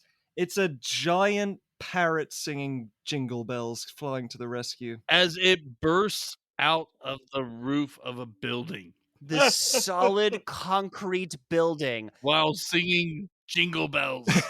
This hollow-boned giant parrot crashes through a concrete slab of a building, flies away singing jingle bells to go help his buddies. While terribly fucking up Jingle Bells. I have now seen this.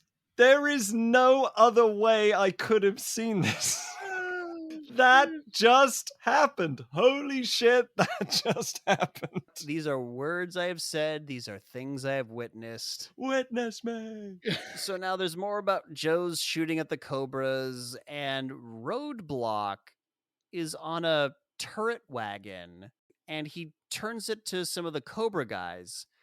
It's got 2 barrels, this turret, but he only shoots one of them. They ran out of turret laser budget. I was just impressed by the rockets that never get fired and how they look just like the little plastic ones that do shoot from the vehicles when you bring them home from Toys R Us. Those work. They're Pitch just too perfect. cheap to animate them. If you want to see them shoot, you got to pay for the toy. So Roadblock and whoever the fuck's driving his thing get blown off the road by Baroness. Bloody, bloody, bloody. The Joes have destroyed all the Cobras except for Cobra Commander, who has Duke tied up in the seat behind him in the not an F-14. There's a bit of dogfighting in the air here, and there is a dogfighting maneuver where you'll pull up and bank a bit and basically flip to come around behind the other jet. But this move is done with a helicopter. Can they fly while inverted, Nick? No, abso-fucking-lutely not.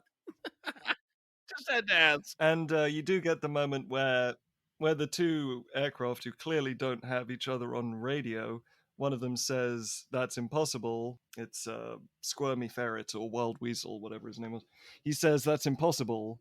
And then he gets a reply from our Texan friend who apparently heard exactly what he said, because he then replies, It's not impossible. I used to shoot womp rats and they're that size. well, Yeah, no, it's like, yeah, no, the guy's like, yeah, nobody can do that. It's like, hey, I'm not nobody or whatever the fuck. Dude, they hacked each other's comms 20 episodes ago. Yeah, they got into their ultra secret frequencies. It's ugh. So now CoverGirl is behind Cobra Commander and gives a warning shot over the right wing. And then the eagles are coming. I mean, the giant parrot is coming. right, because what happens is Cobra Commander gets behind CoverGirl because CoverGirl doesn't want to shoot him down because she might kill Duke, but Cobra Commander doesn't give a fuck about shooting CoverGirl out of the sky, blows her wing off, and she gets saved by Polly. Polly grabs like the entire fuselage of this crashing airplane in both of his feet and saves CoverGirl.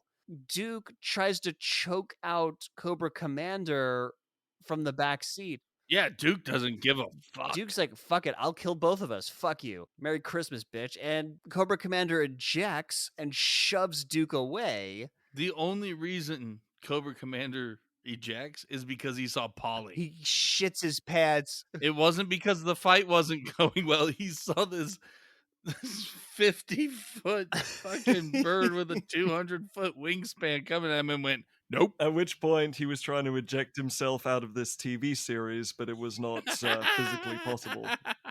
So yeah, so Polly saves Duke, and now we're on the ground, and Shipwreck is super scared of Giant Polly because he's been a dick to him his entire life, and he thinks that he might get vengeance on him. And you know what, Shipwreck? You would fucking deserve it. You would deserve it if Polly just crushed you with his giant claws. Yeah. Just throwing that out there. It's one of those moments like, well, what are we going to do with a bird that big? Whatever he says. Can we get to CoverGirl's kink? Yeah, she likes it having Duke tied up. She's into that. She's got a power fantasy because she's like, yeah, I got this key here for you. Her Christmas gift to him is the key to the handcuffs. She is a dom, my friends, and I like it. And for some reason, Mutt likes the holidays now.